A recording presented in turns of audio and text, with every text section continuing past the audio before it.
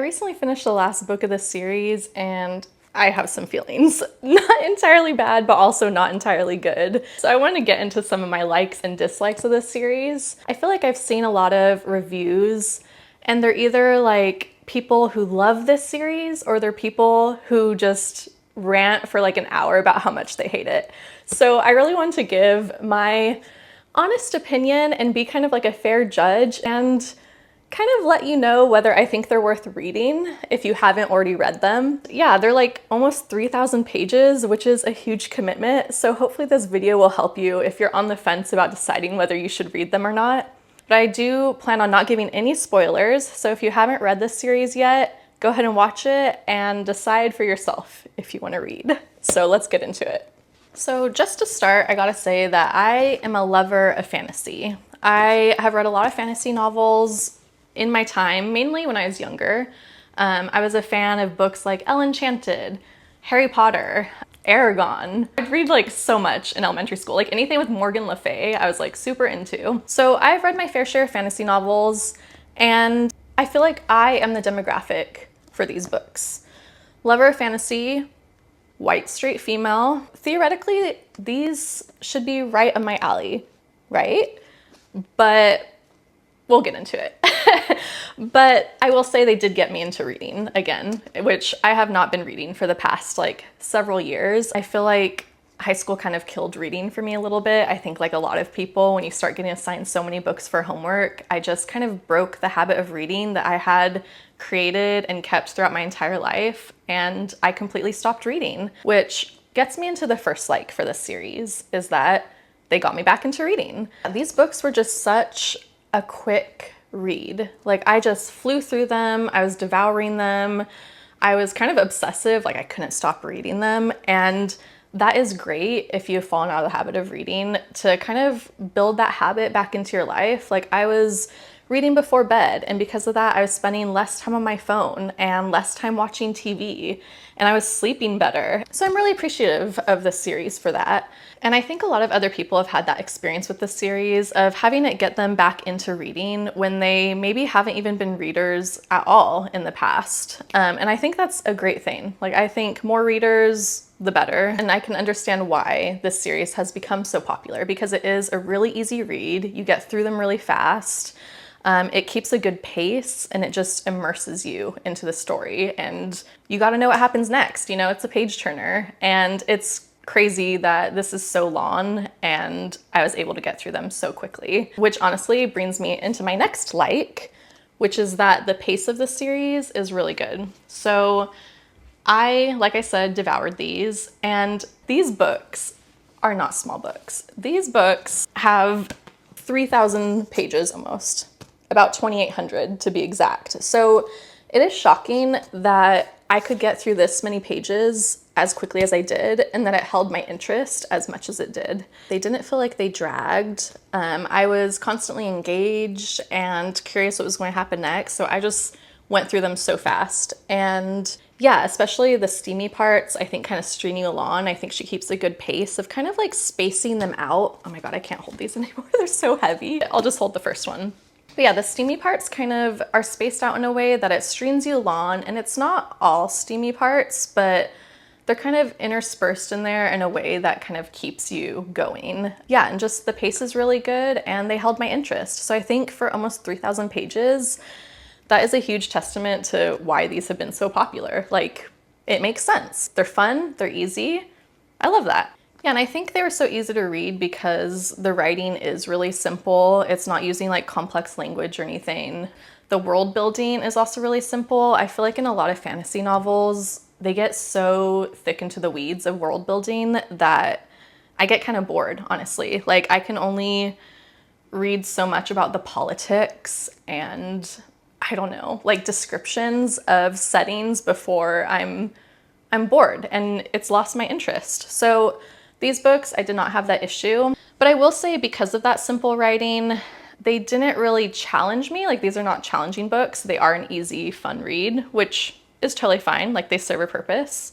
But I will say that that gets me into my next or my first dislike, which is that these do not challenge you and may cause brain rot, but we'll get into that. So I see this series as pure entertainment. They're fun, easy read. They're not that heavy. Like I said, they're quick to get through and they're very like palatable. Like they appeal to the masses, which again is why I think they've been so popular. But yeah, because of that, they're also a little bland. They take fantasy themes that have been done so many times and they put kind of like a modern female-centric twist on these themes, but I've still seen these themes done like all the time. Like they're almost like stereotypical. Things like the power of love and friendship. You'll never know love or friendship. Harry Potter, right? What else? The responsibility that comes with power. The struggle of good and evil that's in all of us. Like, do any of these sound familiar? Because I've definitely seen lots of books and movies that have these same themes. There's nothing groundbreaking or new about this series. It also kind of explores different dynamics in relationships and just the intricacies in those, especially when it comes to the three Archeron sisters and kind of their shared trauma in their past. So all of these themes, there's nothing wrong with them and I appreciate them and I enjoy reading them, but it's nothing new. You know, I've seen this before. This didn't really add much to my life. They didn't make me think deeply or reflect on myself at all or reflect on society or the world. They were entertaining. There's nothing wrong with that. I will say that this series is critical of things that are in our society, like patriarchy and, like I said, like power struggles and disputes over land and things like that. So very important themes. And while this is all great, it tells me what sucks about all this stuff and what sucks about our world. And I agree. It sucks, but it doesn't make me think critically about it at all. It just kind of tells me what sucks. I agree. The end. You know, I didn't reflect or it doesn't show a lot of nuance. It doesn't tell me anything new or make me think critically. And I think that's where these books kind of fall short. They are extremely entertaining, but they didn't really add value to my life. And this may be controversial, but I don't think they really add value to the world. But yeah, they're a fun read, but I just don't see these books sticking with me for years to come and making an impact on my life, besides the fact that they got me back into reading, which again, great. I love that. But yeah, I don't see them really contributing to any important conversations. They just kind of fall flat in that way for me. So these books are really great at filling time. And I totally understand the desire to have something fun and easy to read. Like I too look for that kind of content to consume if I just want to kind of relax at the end of the day and I don't want to think too hard. Like just kind of mindless entertainment definitely has its place. And I'm not trying to like throw shade on this at all. But lately this is something that I'm trying to be more aware of, is just kind of what content I'm consuming and how it's making me feel. And with things that are kind of empty, they make me feel kind of empty and sad. And this series, while it was entertaining, I don't think it's contributing to my life at all. And I think at the end of the day, if I were to fill all of my free time with kind of empty content like this, like kind of brain rot, I start to feel a little sad and just feel like I'm not improving my life at all, or I'm not being challenged at all. And yeah, I just try to be really aware of how things make me feel as I'm consuming them. And I noticed while I was reading A Court of Thorns and Roses that it made me feel very similarly to how I feel when I watch reality TV. So again, no shade. Like I am the biggest reality TV fan. Like I have turned so many friends onto The Bachelor. I got friends to watch Love Island. I'm still trying to get people to watch Terrace House, which is one of my faves. But I noticed that the similarity between reality TV and when I read these books is that it's mindless and I can kind of shut my brain off. And like I said, it's not really like adding anything to my life. If anything, I could argue that consuming that kind of content is actually taking away from my life, because I get so invested into them. Even though they're not really adding much value to my life, I put so much time into them and energy, and all I have in life is time. So if something is taking away my time and just kind of filling space, then what does that mean for my life? And again, I feel like there's a time and place for this. Like, I definitely have been there at the end of the workday where I just want to sit on the couch and shut my brain off and just watch something mindless or read something mindless and not have to think and just kind of disassociate a little bit. And I think that these books are really good for kind of immersing you and helping you kind of get out of whatever situation is going on in your life and just kind of relax a little bit. So I think that there's definitely value in that, but I do think when I start to consume too much of content like this, I do just feel a little empty and sad. So that's something that I'm trying to be more aware of lately and just kind of limit the amount of things that I consume that make me feel that way. So that's where I think the brain rot kind of comes in with this stuff, because if you're just allowing your life to pass by and consuming mindlessly without kind of thinking critically about how it's making you feel, and it just kind of numbs you, that's brain rot. I don't think that's good for us to consume too much of that. So something to be aware of with this series. Okay, but what about the smut, right? Because that's like what we're all here for.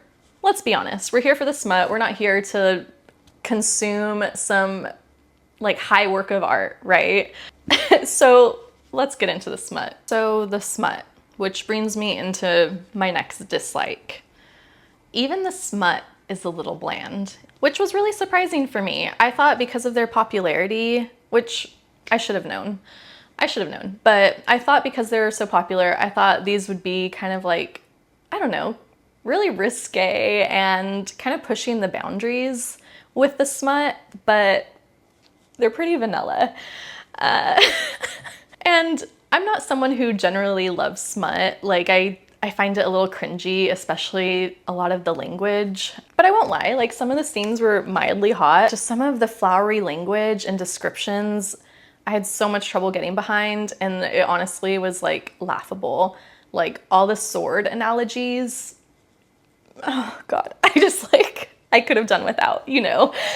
It makes me cringe even like thinking about it right now. But I did appreciate the focus on female pleasure in these books, which again is where I think these books really succeeded, is in how they centered female pleasure in the steamy scenes. But besides that, and Sarah J. Maas's creative yet questionable use of language, the smut was still pretty bland, and there was nothing too radical going on, which I understand is why this series appeals to the masses.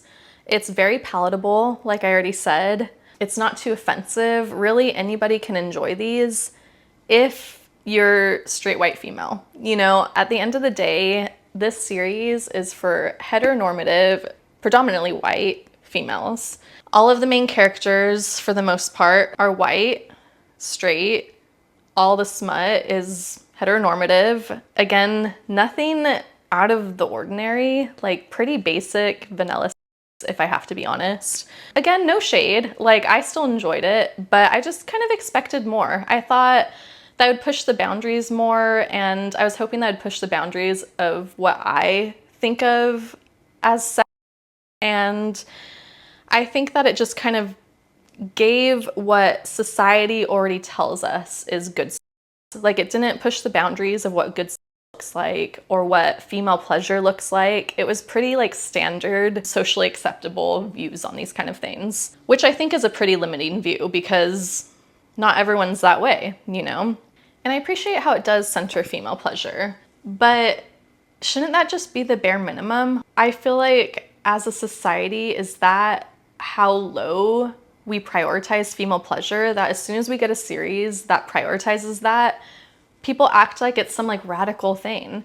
And like that should just be bare minimum, right? I don't know, I just expected more, I think. And I was a little disappointed, and I just thought the smut scenes were a little bland. Overall, the smut felt really safe and palatable, if not a little boring and laughable. Also, I expected, since these books were kind of almost like touted for being kind of progressive with having this like strong female lead and female pleasure and all that kind of stuff, I expected more of an LGBTQ presence in these books. And there was some, like she tried, you know, but I feel like it was kind of an afterthought to some extent, and I just think it was a real missed opportunity because especially as she gets into like multiple different points of views later in the series, I really expected like, oh, here is the LGBTQ point of view, or we're going to see like more kind of deviant takes on, and it was more of the same. So I just thought it was a huge missed opportunity that all the characters were kind of having the same kind of set. Like, I just think we can do better. You know, it's like, it's 2024. We can do better than this. All right, so I feel like I should talk about something good now. And that is that I appreciated the strong female lead characters, and I appreciated the female relationships in this book. So the series passed the Bechdel test. It showed the complexities between the female characters and their relationships and kind of their role in the story. Each of the characters felt like complex individuals with a past and a history that played an important role in how the story progressed. There was depth and meaning to the characters' actions, and none of the female characters existed just to support a male character. The females' stories were not centering on the men, which you would be surprised how rare that is. So I appreciated that about this series. There are also a lot of strong female friendships, which again is really rare for some reason. I feel like more of our media needs this, but this series did a great job. There are multiple female relationships. They're complex. They, I think, showed like a true snapshot of what it's like to have female friends in a positive way. There's like not this weird air of competition over a man or something. They felt like real people, and at least in their relationships between the women. And I appreciated that. And in these books, there's still a patriarchal society, so the men are still kind of like in control. But the women in the story are kind of on the cusp of changing that, and I really appreciated that kind of perspective from this series. So I thought that was really successful and a positive note on these books. All right, now I gotta get into probably one of my biggest dislikes about this series. The writing is bad. Like, really, really bad. It's really kind of atrocious. The world feels really generic, like a generic fantasy world. Imagine Zelda, or I've been playing the video game Palia lately, and this is definitely kind of like in that realm where it's like, literally just imagine a fantasy world. That's what this world looks like. Again, like, I am the demographic for that kind of world. Like, I am a sucker for that kind of world. I love it, but it does feel really generic and kind of almost like flat in a way. Also, the characters were weirdly modern for how medieval the fantasy setting was. Just how they talked and kind of their forward-thinking views felt kind of not in harmony with the rest of the setting. Like, it felt weirdly modern and out of place. It really felt like the characters in these books were modern people playing dress up for a straight woman's fantasy. So I found a word to kind of describe this whole issue with this series, and it's that these books are anachronistic. So I never heard this word before, but I came across it and it really describes them perfectly. So it essentially means that they feel like they belong to a different time than what they're being portrayed in. So there's kind of this like disjointed feeling in the setting and how the characters act and stuff, and it just kind of takes you out of the story, and it just doesn't feel very genuine or like they're real characters. Again, it feels like a fantasy, which it is. They're fantasy novels, but it just kind of took me out of the moment, and I wasn't really buying a lot of what was happening. I was just kind of thinking like, this wouldn't happen. Like, people don't talk like this, you know? So for example, again, the setting feels like kind of standard fantasy setting, like kind of medieval castles and stuff. And a lot of the clothing is described as sort of like a fantasy medieval kind of clothing. Yet all of a sudden, Feyre will come in with like what I can only describe as a really bad prom dress from like 2015. So like she'll come in with like a spaghetti strap, plunging neckline, sequins all over, it's red, it has a thigh-high slit, and it just feels so out of place. Like, it literally feels like it's just like for the reader's fantasy, which it is, but it takes me out of the story because I just think like, where is she getting these clothes when everyone else is wearing kind of like medieval peasant kind of clothing, you know? Like it doesn't make sense to me. Like I don't get it. Also, the characters would use phrases that felt like very modern and out of place. Like at one point they said hauled ass. And first of all, I like never hear people say that in real life. Like, I don't know, maybe Sarah J. Maas speaks like this in real life, but it just felt like so out of place to be using these like random modern phrases when we're kind of like in this fantasy world. Like it just kind of felt wrong somehow. And I feel like Bridgerton is a great example of something that does this successfully. So Bridgerton kind of takes these modern elements and mixes them with fantasy elements. Like I buy into the world of Bridgerton and it's entertaining in kind of a humorous way, and I love the kind of blend. But for some reason, these books, it's really not successful. Like it really just feels kind of awkward and a little forced or something. The whole vibe and setting just feels very confused and kind of ambiguous. And I'm just kind of like, what was Sarah J. Maas going for when she was writing this? Because a lot of times I could not tell. And I just don't think it was successful. If I was thinking about it that hard, it was not successful. It was taking me out of the story, out of the moment. And I was thinking like, why is Pharaoh wearing this like prom dress? Like, it's strange, you know? So Sarah J. Maas also loves to do this thing where she gets really meta. And I hated this so much. Like she did it once and I was like, okay, Sarah J. Maas, like I'll ignore that, you know, I'll move on. But then she did it multiple times. So an example of this was how there's characters in the novel who like to read smut novels. Like very meta, right? Again, like I understand Sarah J. Maas is writing for her audience and she knows that her audience likes to read smut because obviously they're reading her book. And so it's kind of this like meta tongue-in-cheek, like I see you reader, I see you. And like I think that there's a time and place for meta references. I think meta can be a very powerful tool to kind of either create humor in a story or to emphasize an important point or to have you like reflect on real life and how it relates to the story. But it really just kind of felt like Sarah J. Maas was throwing it in there in kind of like a, oh, I'm so clever, you know, kind of like Peter Pan, like, oh, the cleverness of me. Like, okay, Sarah J. Maas, like, we get it. You're clever. Your characters are reading smut. And like, that was just one of the examples. Like there are multiple kind of meta instances in these series.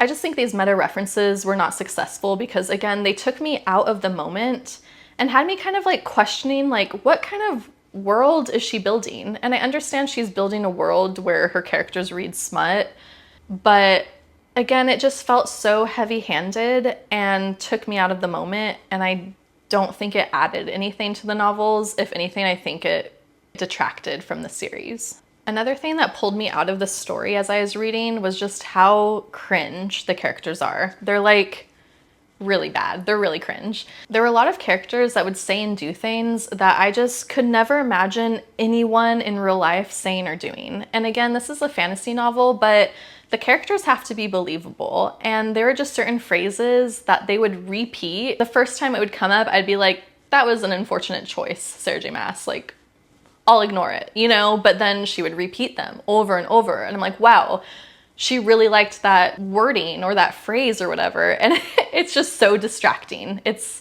Honestly, it felt like lazy and bad writing. Some examples of these are making vulgar gestures, meaning the characters were flipping each other off. Like, I think these characters are supposed to be like 21 or something, who just like flips off their friend multiple times a day and then calls it a vulgar gesture. Like, I'm sorry, I'm like having trouble like wrapping my head around how she thought like, oh, vulgar gesture, like this is a great idea, you know? Like I don't know, it's laughable and it takes me out of the story when I read these kind of things. And I'm just like, what was she thinking with this writing? Like, couldn't she have come up with like another wording of this? Or like, I don't know. A lot of times it felt like I was reading about frat boys and sorority girls. like I was kind of like, what demographic is this for? Because these characters feel really immature sometimes and honestly like really obnoxious and annoying. They would do things like there'd be all this like innuendo, and they would all like giggle at it, and they would tell each other every time they just like, who does this with their friends? Like, maybe there's people, maybe, but I just found it like very distracting and cringy, and yeah, I didn't like it. And on that topic of kind of like repetitive descriptions and phrasing, she did this a lot. Like, there's a lot of really vague, repetitive descriptions. And my least favorite one, like my least favorite example of this, so Reese in the book, especially in the last book, it seems like she caught onto this phrase and just loved it. And again, the first time she used this phrase, I was like, I'm going to let that slide.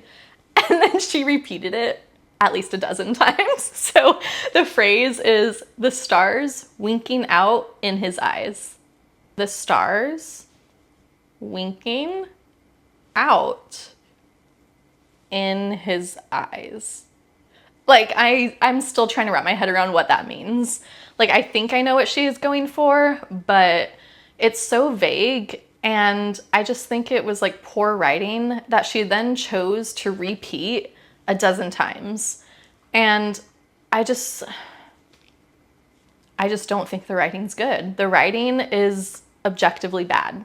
I just think it felt really like lazy, and honestly, I can't believe an editor read these books and signed off on them. Like, this is good, great job, Sarah J. Maas. You know, I just think they were like making so much money at that point that nobody cared if the writing was good or not. The writing also really lacks clarity.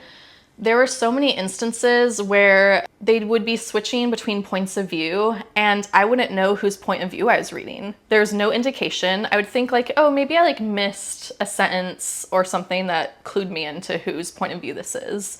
And so I would like reread again. And I'm like, nope, I literally have no clue who's talking here, who they're talking about. And this is like really important. Like, I should know whose perspective this is from. I think she was using shifting points of views in a way that could have been really successful, and I understand what she was going for, but again, I don't think it was successful. I think it just really lacked clarity and made a lot of parts really confusing.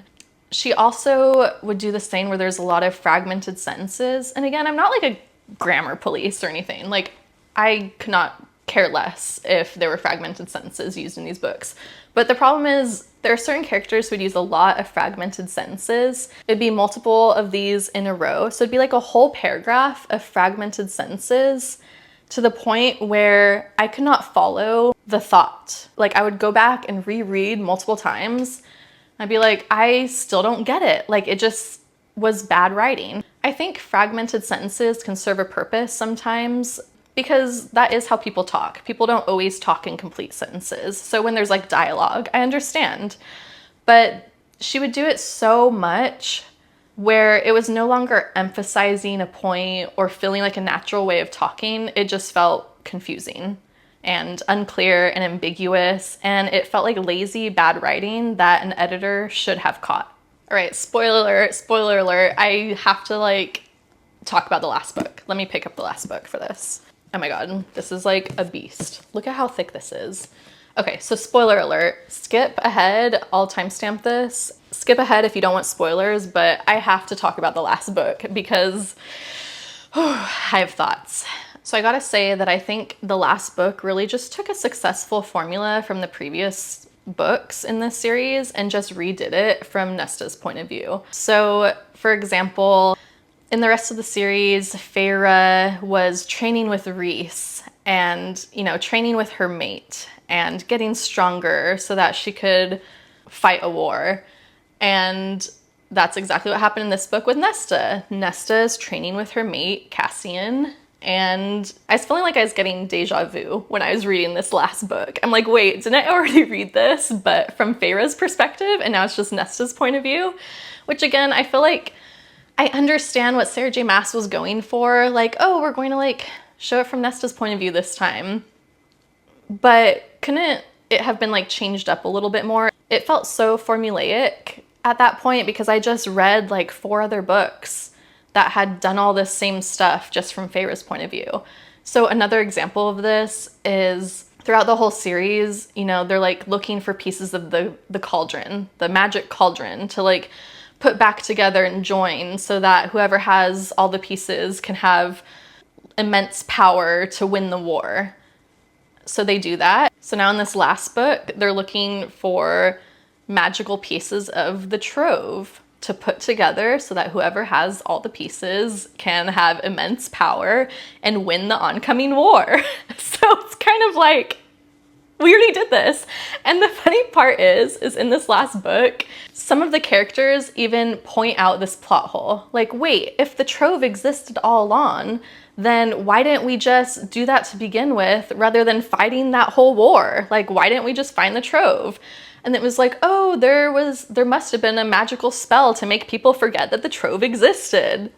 How convenient, right? Like, I don't know, it just feels like way too convenient. And the fact that she even had to have the characters point out the plot hole so that she could kind of cover up the plot hole felt like such lazy writing to me, and just honestly almost laughable. And I just like rolled my eyes at it, because why did I expect anything else from these books? I just think the writing was really lazy, especially in this last book. And yeah, that's all I have to say about that. So spoiler alert over. We can get back into the normal stuff here. Overall, just to conclude, I think that the writing of this series, especially in the last book, is sloppy and lazy. I'm shocked that the editor let so much objectively bad writing slide.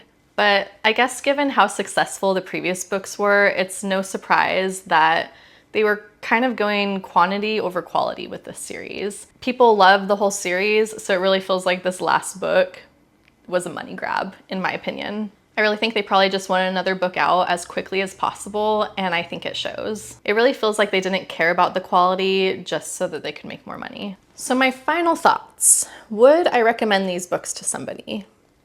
Yes. If you're looking for a fun, light, easy read that's really quick, and maybe if you're trying to get back into the habit of reading and create that habit in your day-to-day life, I think that this series is really fun and quick and easy. And I think if you're okay with fantasy and smut and some bad writing, I think this could be great. I think this would be great for you and a great option. But if bad writing bothers you, or if you want something with more substance and quality that will not cause brain rot, then I would say stay as far away from these as possible. I hope this was helpful if you've been considering reading this series but weren't sure if you want to commit to the 3,000 pages yet. And if you have already read it, let me know your thoughts in the comments. I'm really curious what your likes and dislikes were. Like and subscribe, and I will see you in my next video. I recently finished the last book of the Courts... I recently finished the last book of A Court of Thorns... Oh my god. I recently finished the last book of A Court and Thorns and Roses series... Of A Court and Thorns... Of A Court of Thorns and Roses... Court of Thorns and... Oh my god. Of A Court and Thorns and Roses series. Oh my god, that's such a mouthful.